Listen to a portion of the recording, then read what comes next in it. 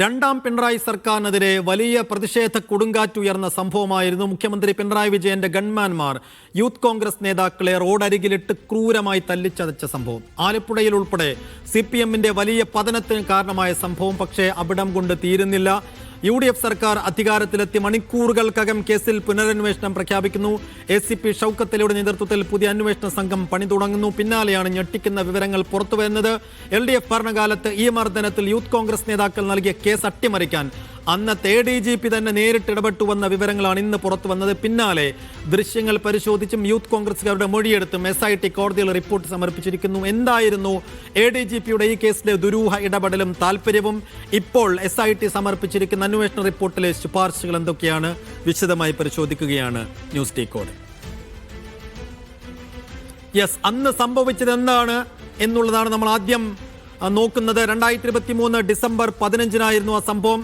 സംസ്ഥാനത്തുടനീളം LDF സർക്കാരിന് നവകേരള സദസ്സിനെതിരെ youth Congress പ്രവർത്തകരുടെയും KSU പ്രവർത്തകരുടെയും നേതൃത്വത്തിൽ കരിങ്കൊടി പ്രതിഷേധം നടന്നുകൊണ്ടിരിക്കവെയാണ് ആലപ്പുഴയിൽ കരിങ്കൊടി കാണിച്ച് യൂത്ത് കോൺഗ്രസ് നേതാവ് അജയ് ജോയൽ കുര്യാക്കോസിനെയും KSU മുൻ ജില്ലാ പ്രസിഡന്റും നിലവിലെ MLA-യുമായ AD തോമസിനെയും ക്രൂരമായി ഈ മുഖ്യമന്ത്രിയുടെ സുരക്ഷാ ഉദ്യോഗസ്ഥർ തല്ലിച്ചതക്കുന്നത്.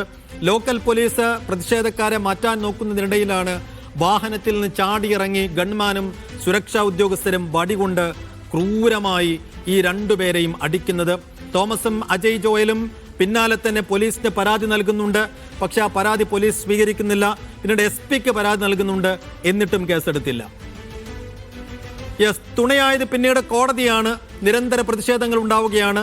ആലപ്പുഴ ജില്ലാ മജിസ്ട്രേറ്റ് കോടതിയിൽ ഹർജി നൽകുന്നു. ഇരുവരും FIR ഇടാൻ കോടതി അപ്പോൾ തന്നെ പോലീസിന് നിർദ്ദേശം നൽകുന്നു. പിന്നീട് മുഖ്യമന്ത്രിക്ക് ഇരുവരും പരാതി നൽകുന്നുണ്ട്. മുഖ്യമന്ത്രിക്ക് പരാതി നൽകിയതിന് പിന്നാലെയാണ് മുഖ്യമന്ത്രി ക്രൈംബ്രാഞ്ചിന് അന്വേഷണ ചുമതല നൽകുന്നത്.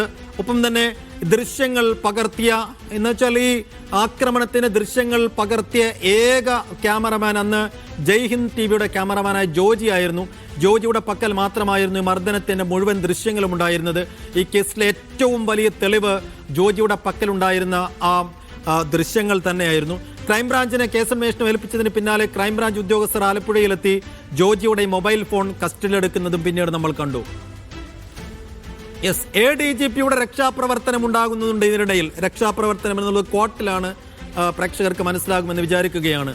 DYSP രഹസ്യമായി എന്ന് വെച്ചാൽ ഈ ലോക്കൽ പോലീസിന്റെ അന്വേഷണം നടന്നുകൊണ്ടിരിക്കുന്നതിനിടയിൽ തന്നെ അന്നത്തെ DYSP ആയിരുന്ന ഈ കേസ് ആദ്യം അന്വേഷിച്ച സുനിൽ രാജിനെ 3 തവണ ക്രമസമാധാന ചുമതല ഉണ്ടായിരുന്ന ADGP MR അജിത് കുമാർ 3 തവണ സുനിൽ രാജിനെ വിളിച്ചു വരുത്തുന്നുണ്ട്. ഒപ്പം കേസ് ഡയറി തിരുത്താൻ നിർദ്ദേശിക്കുന്നുണ്ട്. ഗൺമാന്മാരുടെ മർദ്ദനം ചട്ടവിരുദ്ധവും ക്രിമിനൽ കുറ്റവുമെന്ന റിപ്പോർട്ടായിരുന്നു ആദ്യം സുനിൽ രാജ് ഉണ്ടാക്കിയിരുന്നത്. ആ കേസ് ഡയറി മാറ്റാൻ അല്ലെങ്കിൽ ആ കേസ് ഡയറി തിരുത്താനുള്ള നിർദ്ദേശമാണ് നൽകിയത്. DYSP രഹസ്യമായി വിളിച്ചു വരുത്തുന്നു സുനിൽ രാജിനെ വിളിച്ചു വരുത്തിയതിനു ശേഷം കേസ് ഡയറി തിരുത്താൻ നിർദ്ദേശിക്കുന്നു. തീർന്നില്ല. കള്ളവാദം തിരികെ കയറ്റുന്നു വെച്ചാൽ മർദ്ദന ദൃശ്യങ്ങൾ പോലീസ് കണ്ടിട്ടില്ല എന്ന വാദം കേസ് ഡയറിയിൽ പുതുതായി എഴുതി ചേർക്കാൻ ADGP നിർദ്ദേശിക്കുകയും ചെയ്തു എന്നുള്ള വിവരങ്ങൾ ഇന്ന് SIT-യിൽ നിന്ന് നമുക്ക് പുറത്തു വരുന്നത് നമ്മൾ കണ്ടു. ആലപ്പുഴ SP-യുടെ റിപ്പോർട്ട് പൂഴ്ത്തി എന്നുള്ളതും ഇന്ന് പുറത്തു വന്ന വാർത്തയാണ്. എന്ന് വെച്ചാൽ അന്ന് Alappuzha SP Chaitra Teresa John ആയിരുന്നു. ചൈത്ര തെരേസ ജോൺ നൽകിയ റിപ്പോർട്ട് ആഭ്യന്തര വകുപ്പ് പൂഴ്ത്തി. വെച്ചാൽ ചട്ടവിരുദ്ധമായ കാര്യങ്ങൾ ഈ ഗൺമാന്മാരുടെ ഭാഗത്തു നിന്നുണ്ടായിട്ടുണ്ട് എന്ന റിപ്പോർട്ടായിരുന്നു ആലപ്പുഴ SP നൽകിയത്. ആലപ്പുഴ SP നൽകിയ റിപ്പോർട്ട് അന്നത്തെ ആഭ്യന്തര വകുപ്പ് പൂഴ്ത്തി എന്നുള്ള വിവരങ്ങളും ഇന്ന് പുറത്തു വന്നു. പിന്നീട് ക്രൈംബ്രാഞ്ച് അന്വേഷണ പുരോഗതിക്കിടെ ക്രൈംബ്രാഞ്ച് തയ്യാറാക്കിയ പ്രതിപട്ടികയിൽ 2 പേർ മാത്രമായിരുന്നു ഉണ്ടായിരുന്നത്. ഒന്ന് ഗൺമാൻ അനിൽകുമാർ, മറ്റൊന്ന് മുഖ്യമന്ത്രിയുടെ സുരക്ഷാ ഉദ്യോഗസ്ഥൻ സന്ദീപ്. ഈ 2 പേർ മാത്രമായിരുന്നു അന്ന് ക്രൈംബ്രാഞ്ചിന്റെ പ്രതിപട്ടികയിൽ ഉണ്ടായിരുന്നത്. പിന്നീട് UDF സർക്കാർ വരുന്നു. പുതിയ അന്വേഷണ സംഘത്തെ നിയോഗിക്കുന്ന ACP ഷൗക്കത്ത് അലിയുടെ നേതൃത്വത്തിൽ പുതിയ അന്വേഷണ സംഘത്തിൽ VD സതീശൻ സർക്കാർ അധികാരമേറ്റ് മണിക്കൂറുകൾക്കകം ഈ കേസിൽ പുനരന്വേഷണം പ്രഖ്യാപിക്കുകയും പ്രത്യേക SIT വരികയും അതിന് ഷൗക്കത്ത് അലി നേതൃത്വം നൽകുകയും ചെയ്യുന്നു. ഒടുക്കം ഇന്ന് ആ SIT കോടതിക്ക് റിപ്പോർട്ട് നൽകുന്നു. ആ റിപ്പോർട്ട് അനുസരിച്ച് 5 പ്രതികളാണുള്ളത്. ഗൺമാന്മാരായ അനിൽകുമാറും സന്ദീപും മാത്രമായിരുന്നു നേരത്തെ പ്രതിപട്ടികയിൽ ഉണ്ടായിരുന്നതെങ്കിൽ പോലീസുകാരായ അരുണും വിപിനും ഷൈജുവും പുതിയ പ്രതിപട്ടികയിൽ SIT-യുടെ പുതിയ പ്രതിപട്ടികയിലുണ്ട്. ഈ 5 പേർക്കുമെതിരെ വകുപ്പ് തല നടപടിക്ക് SIT ശുപാർശ ചെയ്യും. ഇന്ന് തന്നെ ശുപാർശ DGPക്ക് കൈമാറും. ഇനി അതിൽ റിപ്പോർട്ട് DGPക്ക് റിപ്പോർട്ട് കിട്ടിയ ഉടൻ തന്നെ അതിനകത്ത് ആഭ്യന്തര വകുപ്പിന്റെ ഇടപെടലുണ്ടാകും.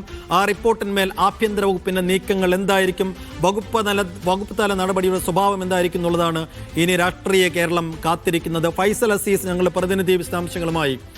ഫൈസൽ, അന്ന് 2023 ഈ സംഭവം ഉണ്ടായതിന് പിന്നാലെ തന്നെ ലോക്കൽ പോലീസിൽ പരാതി നൽകുന്നുണ്ട് AD തോമസും ഒപ്പം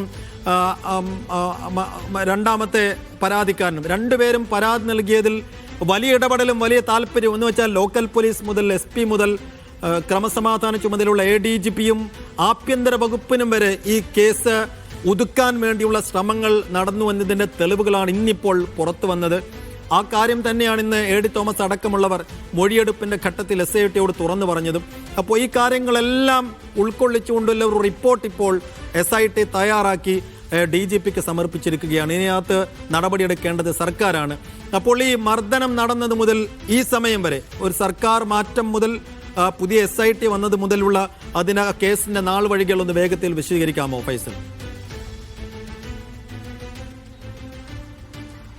2024 ഡിസംബർ 15-നാണ് ഈ സംഭവം നടക്കുന്നത്. അതായത് മുൻ മുഖ്യമന്ത്രി പിണറായി വിജയനും മന്ത്രിമാരും സഞ്ചരിക്കുന്ന നവകേരള ബസ് ആലപ്പുഴയിൽ എത്തിയപ്പോഴാണ് ഇവിടുത്തെ യൂത്ത് കോൺഗ്രസ് KSU പ്രവർത്തകർ, അതായത് നിലവിലെ Alappuzha MLA AD Thomas, youth കോൺഗ്രസിന്റെ നേതാവായ അജയ് ജോയൽ കുര്യാക്കോസ് തുടങ്ങിയവരുടെ നേതൃത്വത്തിൽ മുഖ്യമന്ത്രിയുടെ വാഹന വ്യൂഹത്തിനെതിരെ കരിങ്കൊടി കാണിക്കുന്നത്.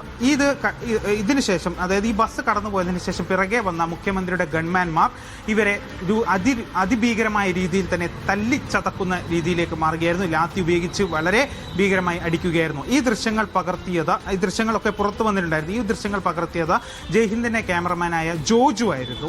അതിനുശേഷം ഇവരെ ആശുപത്രിയിൽ പ്രവേശിപ്പിക്കുകയും ചെയ്തു. തുടർന്ന് ഇവർ പോലീസിൽ പരാതി നൽകുകയാണ്. എന്നാൽ പോലീസ് ആദ്യഘട്ടത്തിൽ ഈ കേസ് രജിസ്റ്റർ ചെയ്യാൻ തയ്യാറായില്ല, പോലീസ് പരാതി സ്വീകരിക്കാൻ തയ്യാറായില്ല. തുടർന്നാണ് ഇവർ SPയെ സമീപിക്കുന്നത്. അന്നത്തെ ആലപ്പുഴ ജില്ലാ പോലീസ് മേധാവി ചൈത്ര തെരേസ ജോൺ ആയിരുന്നു. അന്നാണ് ഇവർ SPയെ സമീപിക്കുന്നത്. SP ഒരു പ്രാഥമിക അന്വേഷണം നടത്തി റിപ്പോർട്ട് സമർപ്പിക്കുന്നുണ്ട്. ആ റിപ്പോർട്ട് സമർപ്പിക്കുകയും ചെയ്തിട്ടുണ്ട്.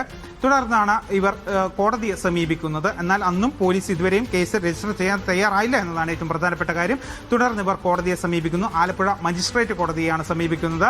കോടതി FIR ഇടാൻ നിർദ്ദേശം നൽകുകയും ചെയ്യുന്നുണ്ട്. തുടർന്ന് FIR ഇട്ട് പോലീസ് അന്വേഷണം നടക്കുകയാണ്. എന്നാൽ ഈ അന്വേഷണത്തിൽ തൃപ്തികരമല്ല എന്ന് പറഞ്ഞുകൊണ്ട് വീണ്ടും മുഖ്യമന്ത്രിക്ക് ഇവർ പരാതി നൽകുകയാണ്. അങ്ങനെയാണ് മുഖ്യമന്ത്രി ഈ കേസ് ക്രൈംബ്രാഞ്ചിന് അന്വേഷിക്കാൻ വേണ്ടി ഉത്തരവിടുന്നത്. ക്രൈംബ്രാഞ്ച് റിപ്പോർട്ട് സമർപ്പിക്കുകയും ചെയ്തു. ആ റിപ്പോർട്ടിൽ പറയുന്നത് ഈ പോലീസിന്റെ ക്രമസമാധാന പാലത്തിന്റെ ഭാഗമായിട്ടുള്ള കാര്യങ്ങൾ മാത്രമാണ് നടന്നത്, അല്ലാതെ നിയമവിരുദ്ധമായോ ചട്ടവിരുദ്ധമായോ ഒന്നും നടന്നിട്ടില്ല എന്ന് തന്നെയാണ് ക്രൈംബ്രാഞ്ചിന്റെ അന്വേഷണ റിപ്പോർട്ടിൽ പറയുന്നത്. അതിനുശേഷം ഒരു ഫയൽ കൂടി സമർപ്പിക്കുകയാണ്. എന്നാൽ ഈ സമർപ്പിച്ച റിപ്പോർട്ടിനെതിരെയാണ് ഇവർ വീണ്ടും കോടതിയെ സമീപിക്കുന്നത്. അതിനുശേഷം കോടതി വീണ്ടും അന്വേഷിക്കാൻ ഉത്തരവിടുന്നു. ഇപ്പോൾ അന്വേഷണം നടന്നുകൊണ്ടിരിക്കുകയാണ്. ഒക്ടോബറിൽ വീണ്ടും ഈ ദൃശ്യങ്ങൾ പകർത്തിയ ജോജുവിന്റെ ഫോണ് പോലീസ് കസ്റ്റഡിയിലെടുക്കുന്നത്. തുടർന്ന് ഇവർ വീണ്ടും സമീപിക്കുമ്പോഴും അന്വേഷണം നടക്കുകയാണ്. ഫോറൻസിക് പരിശോധന റിപ്പോർട്ട് ലഭ്യമല്ല എന്ന് പറയുകയായിരുന്നു ചെയ്തതെന്നാണ് ഈ മർദ്ദനമേറ്റവരൊക്കെ പറയുന്നത്. അതിനുശേഷമാണ് വീണ്ടും ഭരണം മാറുന്നു. ഭരണം മാറിയ ശേഷം ആദ്യ സർക്കാർ അധികാരത്തിൽ വന്ന ശേഷം UDFന്റെ VD സതീശൻ സർക്കാർ അധികാരത്തിൽ വന്ന ശേഷം ആദ്യം നിർദ്ദേശിച്ച കാര്യമാണ് ഈ കേസ്. അതായത് നവകേരള യാത്രക്കൂടെ ഉണ്ടായ യൂത്ത് കോൺഗ്രസ് KSU പ്രവർത്തകർക്കെതിരെ ഉണ്ടായ മർദ്ദനത്തിന്റെ കേസ് തുടരന്വേഷണത്തിന് SITയെ രൂപീകരിക്കുന്നു. അങ്ങനെയാണ് AP ഷൗക്കത്ത് അലിയുടെ നേതൃത്വത്തിൽ ക്രൈംബ്രാഞ്ച് ഇപ്പോൾ അന്വേഷണം നടത്തുന്നത്. ഒരു മാസത്തിനിടെ റിപ്പോർട്ട് സമർപ്പിക്കാനുള്ള ശ്രമമാണ് നടക്കുന്നത്. അതിന്റെ ഭാഗമായുള്ള ഏറ്റവും പ്രധാനപ്പെട്ട വിവരമാണ് ഇന്ന് പുറത്തു വന്നത്. MR അജിത് കുമാർ, അതായത് 2023 ക്രമസമാധാന ചുമതലയുള്ള ADGP-ആയ MR അജിത് കുമാർ ഈ കേസ് അട്ടിമറിക്കാൻ ശ്രമിച്ചു എന്നുള്ളൊരു പ്രാഥമിക റിപ്പോർട്ടാണ് ഇപ്പോൾ പുറത്തു വന്നിരിക്കുന്നത്.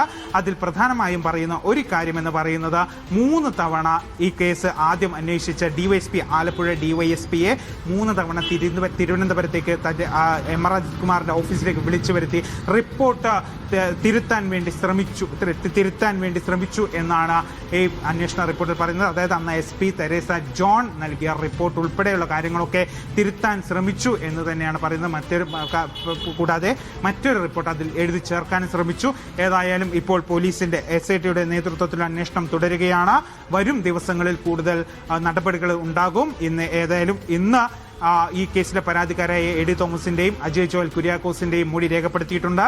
ഇന്നലെ ഈ ദൃശ്യങ്ങൾ പകർത്തിയ ജയ്ഹിന്ദിന്റെ ക്യാമറമാൻ ജോജി മോന്റെയും മൊഴി പോലീസ് രേഖപ്പെടുത്തിയിട്ടുണ്ട്. വരും ദിവസങ്ങളിൽ ഈ കേസിൽ കൂടുതൽ നിർണായക കാര്യങ്ങളൊക്കെ പോലീസ് ശേഖരിക്കും. മാത്രമല്ല, ഇന്ന് മൊഴിയെടുക്കാൻ പോകുന്നതിനിടെ തങ്ങളുടെ ശേഖരിച്ച ദൃശ്യങ്ങൾ ഉൾപ്പെടെ SITക്ക് എ ഡി തോമസ് കൈമാറിയിട്ടുണ്ട്. മാത്രമല്ല, ഈ മർദ്ദിച്ച ഗൺമാൻമാർക്കെതിരെയും കേസെടുക്കണമെന്ന് അവരെയും മൊഴി ഒന്നുകൂടി പോലീസ് രേഖപ്പെടുത്തും. മാത്രമല്ല, ഇതിൽ ഏറ്റവും പ്രധാനപ്പെട്ട കാര്യം 5 പേരാണ് തങ്ങളെ മർദ്ദിച്ചത് എന്നാണ് എ ഡി തോമസും അതുപോലെ അജയ് ജോയൽ കുര്യാക്കോസും പറയുന്നത്. ഇതിൽ 2 പേർക്കെതിരെ മാത്രമാണ് കേസെടുത്തിരിക്കുന്നത്.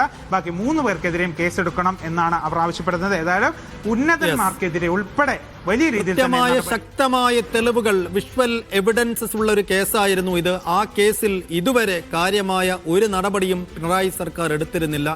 സർക്കാർ മാറുന്നു, UDF വരുന്നു, പ്രത്യേക അന്വേഷണ സംഘം വരുന്നു, ഈ ദൃശ്യങ്ങൾ ഏറ്റവും വലിയ തെളിവായി മാറുന്നു, മൊഴിയെടുപ്പ് തുടരുന്നു.